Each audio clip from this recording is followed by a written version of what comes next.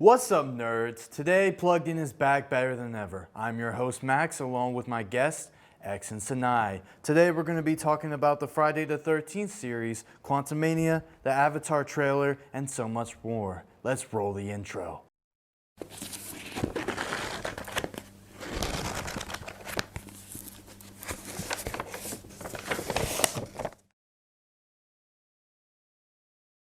So kind of starting off today's episode with the Quantumania trailer, the reveal of many prominent Hollywood figures being introduced into the Ant-Man cast, along with Kang the Conqueror kind of being the main villain for this next movie. What do you guys think about that? Oh boy. So, I'm most excited for Cassie. I'm just gonna put that out there. I'm most excited for Cassie. Because I remember in the comics, there's a Young Avenger storyline. I'm pretty sure many people know about that by this point. So Cassie, I saw towards the end of the trailer, she had her own Ant-Man suit. Oh yeah. The first thing that came to my mind, stature. That's what she's called in the comics. She's her own Ant-Man. Her powers are more connected to her emotions, so she can like become smaller, she's sad, grow taller, she's angry, whatever. So yeah, it's just yet more teasing for Young Avengers, because we already know Billy and Tommy, Wiccan and Speed, those are, they're kind of canon, even though I'm guessing they don't exist for the time being. There's also, if you pay attention to Spider-Man Homecoming, you'll notice when Spidey was talking to Aaron Davis, also known as the Prowler, also known as the uncle to my favorite Spider-Man and the one I'm wearing, Miles Morales. Exactly. And then who else? Kate Bishop, she's there too. And Kang actually kind of confirms the existence of Iron Lad, Nathaniel Richards. He could very well be a Kang variant. So we have that. We also have Kamala Khan as Ms. Marvel. We have Ironheart coming up. I know that's It's just one. very interesting to see how everything now unfolds. Because obviously we know how big the MCU really is, but I think this movie in particular really shows that. Because like you said, I mean, so many different pieces of just the cast alone sort of like show how big this is going to be and like how it affects future movies like going forward. Exactly. I mean, like, there's so much with like the multiverse of madness and just like how like basically movies that weren't originally a part of the MCU now are a part of the wider MCU, especially like even a movie like Morbius is like technically even a part of the MCU, even though I know a lot of people didn't have mixed feelings on that movie. But I like to point out, I love how we're talking about how big this thing is when this movie we're talking about is taking place in a world so small. It just seems so. Like, even then, like you just said about, like, Ironheart, the fact that, like, even small stuff that are simply even happening with movies like Ironheart are happening, like, not even, like, almost in conjunction with this movie. So it becomes, like, very interesting to see, like, if this phase is just solely based on, like, sort of almost connecting movies together and be like, hey, you remember this character from this part of the movie? Yeah, exactly. Well, they're going to have their own movie now. I'm really excited to see Kane kind of like brought to the live screen. I know that Kane is one of my favorite villains in Marvel of all time, especially within like the Avengers.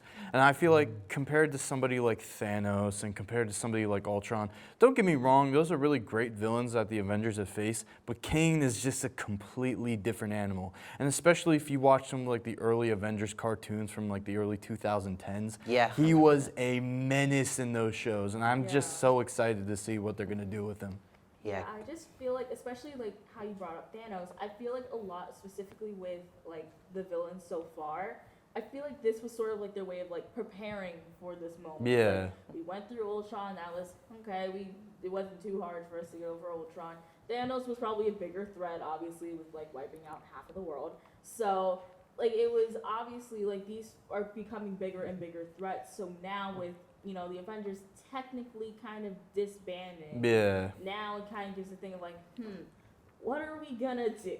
Exactly. Like I was saying before, the Young Avengers, they could possibly come into play here. Yeah, that's what I'm saying. I just feel like now that gives them a chance to be like, what do we do now, and how then do we like bridge this gap to what exactly are we gonna try and do without the Avengers? Exactly. And I feel like this is kind of building up to like a live adaptation of Secret Wars, which I know a lot of people are excited for.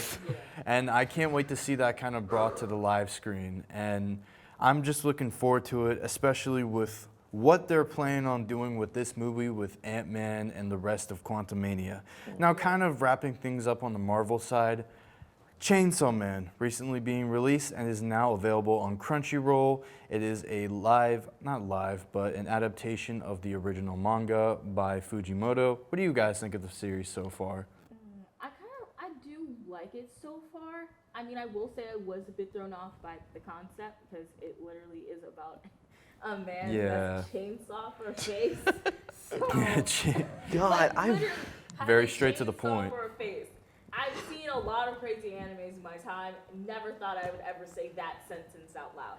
But I do like the show and like what it's doing so far. I think it's just the concept itself. You sort of don't like when you first watch. It's like, okay, how though? Because like I'm not getting any of this. I don't know much about Chainsaw Man. I haven't actually read the manga or anything, so I know very, very little about it. Yeah. From what I have seen, the transformation is ridiculous. The guy has a ripcord in his chest. He pulls that. Yeah. Chainsaw comes out of his head, out of his hands. Is that not painful? There's blood everywhere when he transforms. Is that not painful? I mean, Film theory episode though? Possibly. so a big thing with Chainsaw Man in particular is that in their world, you know how there's like a lot of power systems within like different universes and stuff. For Chainsaw Man in particular, it's devils. So essentially the fear that humans have in that specific universe, the devils feed off of that energy and take the form of like maybe, for example, like people are afraid of like cars or something like that, run them over. So there might be a car devil, or people are afraid of knives, and then there's going to be like a knife devil. So essentially that sort of fear that transpires in that universe is what those devils feed off of for power and stuff. So what I'm really excited and I really like most about the series is how faithful it's been to the manga. Because I read the original manga, I'm kind of a big nerd when it comes to manga, if I'm being completely honest. All nerds here, Max, it's fine. But anyways, I feel like it's done a really good job, because if you literally go frame by frame and comparing it to the original panels, it's almost 100% spot on. It's kind of like how MAPPA, they're really good at this. They've already made stuff like JJK and Attack on Titan Season 4. And they are really good at being able to adapt the original source material and put it onto an animation. So, and I really like how the voice acting for a lot of these characters, such as Makima, such as Denji, such as Power and Naki, they very fit their original manga counterparts, because I can imagine those voices in the original panels and pages of that manga.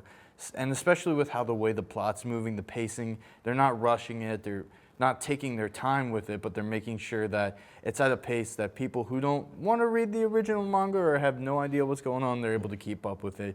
And it's just, and oh my God, the animation. It's Chef's so kiss. good. Like initially, I was like, a thing about a Chainsaw Man probably is not gonna have the best animation in the world. That thing was amazing, which I never thought I'd Yeah.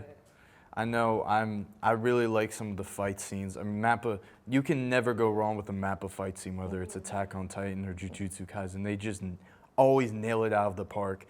And even their use of CGI, I know that's very contested within a lot of anime and stuff, but with MAPPA and especially Chainsaw Man, I feel like they're utilizing that in the right way.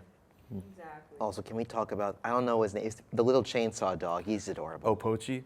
Pochi. That's so cute. I know. Again, like the things, I feel like the show gives like the thing of like things that you don't expect to be good are actually going to be good. Yeah. I did not expect for this to be as good as I thought it was going to be. I think I should start getting into it for real. Please do. Yeah. It's a great show. Well, it's on Crunchyroll and it's available for pretty much anybody who has an account. I mean, there's alternative means, but I think anyways. It's also on Hulu.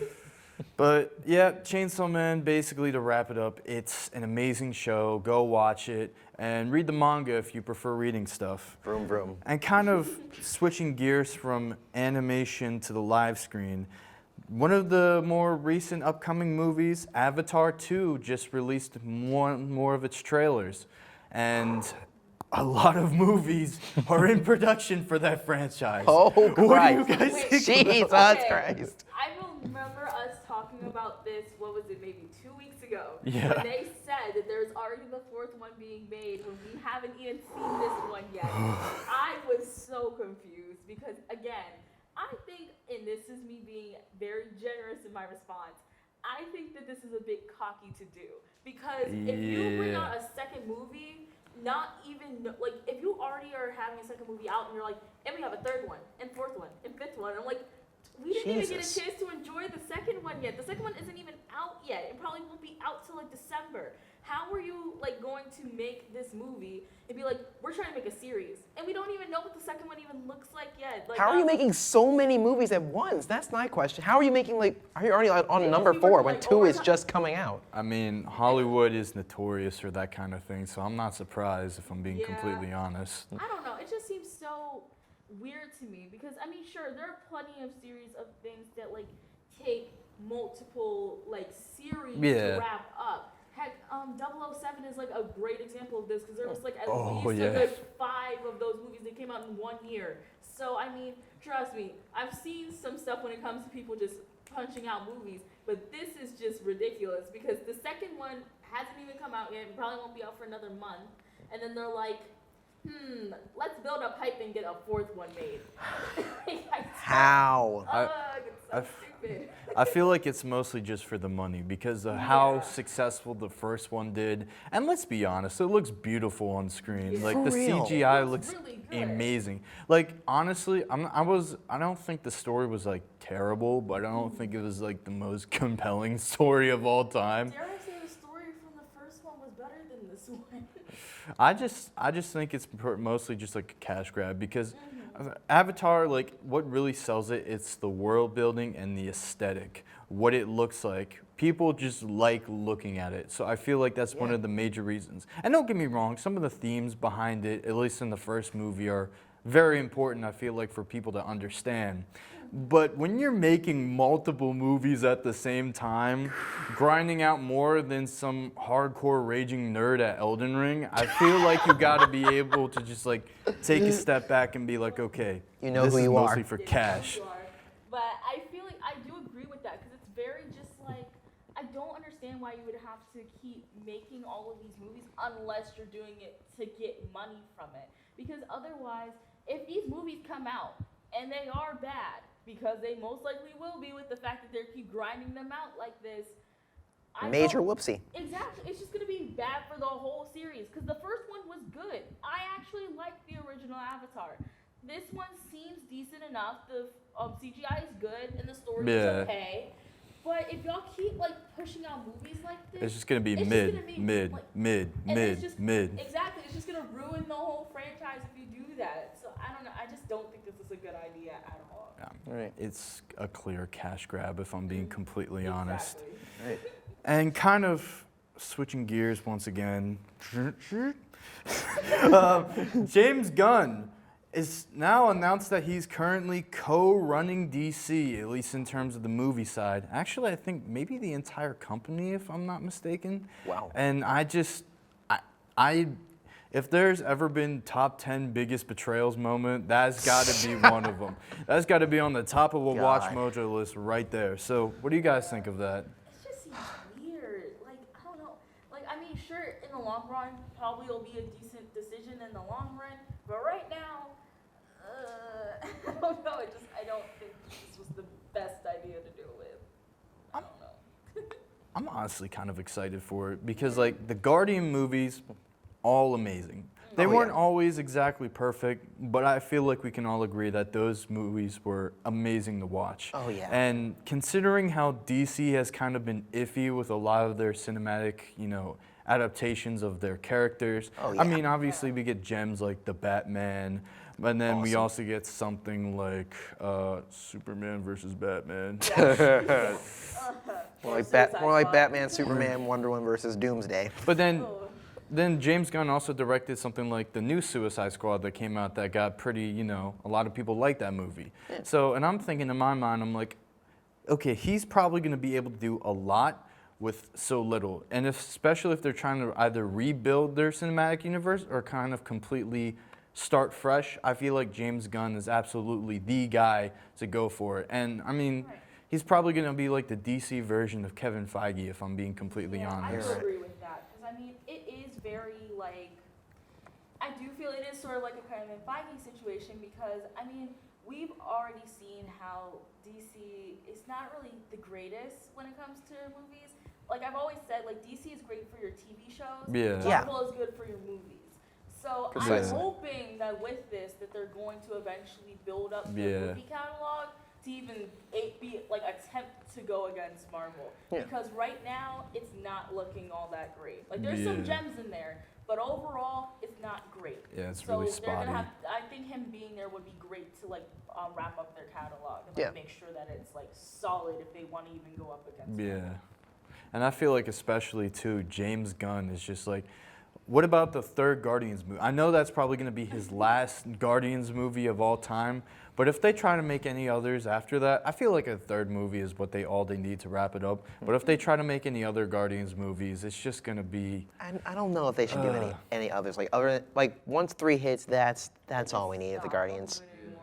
Because I mean, heck, even Marvel may only they only go like maybe 2 movies out of one franchise, if that. So it feels like almost in that sort of thing, just like only go for 2, maybe 3 movies, and then wrap it up. The Thor movies are a great example. I love Thor. I love Thor: Dark World. Ragnarok was cool. Love and Thunder. It wasn't bad. It wasn't bad. But it just wasn't good. Yeah, precisely. It wasn't bad. It just wasn't that good. I mean, there was too many jokes. I'm all for jokes. It's not that many. It's basically like Diet Thor, if I'm being at that point. Diet Thor. Yeah, It turned the God of Thunder into into. the same Thor that I know Thor to be. They turned the God of Thunder into a joke. I'm sorry that. I mean, it's true though. I'm sorry. It's hurtful, but it had to be said. I mean, yeah, and I feel like the lack of involvement with Kevin Feige in those movies is ultimately the main contributing factor to that sort of thing. And so now, striking lightning from one topic to another, we got the Friday the 13th series. Everyone's favorite Jason Voorhees is finally getting his own TV show. What do you guys think about that? Now, I'm a big horror nerd, and I love Friday the 13th, so I'm very interested to see where this goes, because the series has not had the best run. There are definitely some movies that you can definitely skip, but I think that this may be a good way to sort of revive the series, especially seeing, I think, and this is maybe like conspiracy theory time for me, but I think that they're doing this because of they're seeing how well Halloween ends. Yeah. I think they're doing this because they know that Halloween's End has such a big thing with, the final, like the original final girl is like over, her story's done now. Yeah. Like I feel like they're trying to bring that, done. Yeah.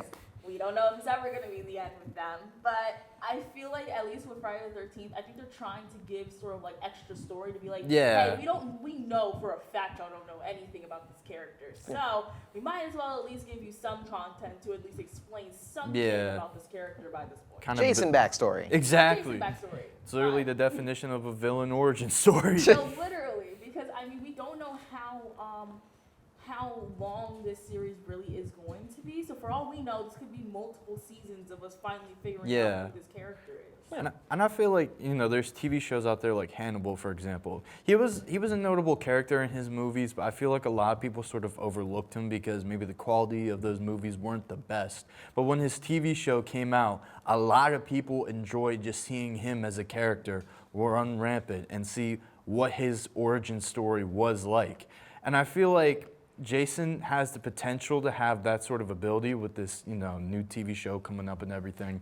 And, people love being able to binge watch series, especially when they're done in the right way that makes maybe a semi-notable character a lot. All right, Jason is not a semi-notable character. He's a cultural icon within horror. Yeah. But we mostly see him as the hee ha ha, oh, stab you in the middle of the night in the bed. But I feel like if they add some more depth to his character, there's going to be a lot more people who are going to be able to respect the writing of Friday the 13th. Maybe not all the movies, but at least see what the character is, Right. I mean, I just think especially like with the fact that, again, most people don't really know much about any horror films, much less Friday the 13th, because of how many movies there are. Yeah. So even just giving this series to, I wouldn't even be surprised if this like prequel thing just sort of gives us like many little backstories about his life and then sort of gets into, because essentially, I'm not even sure if this is spoilers. The movie came out like damn near 30 years ago, so not even sure if this is spoilers. But his mom then like kind of goes to then kill people. Yeah. So this does eventually give us a chance to explain, okay, so we understand that. How did we get here? Upcoming movies: The Weird Al Yankovic Story, set to be aired on November 4th. Enola Holmes 2 on November 4th as well. Black Panther: Wakanda Forever, November 11th. Let's go. Wakanda forever. Disenchanted, November 18th. The Menu, November 18th. That's scary. The Strange World on November 23rd. Glass Onion, November 23rd as well, in theaters. Avatar: The Way of the Water, December 16th, and many of its other future movies to come that'll probably be mid. Oh boy. And finally, Babylon on December 23rd. Well, that's all for today's episode. I'm your host, Max, along with X and Sinai. And tune in for next week for another riveting discussion in the world of pop culture and general nerdy stuff. Have a great weekend, Millersville.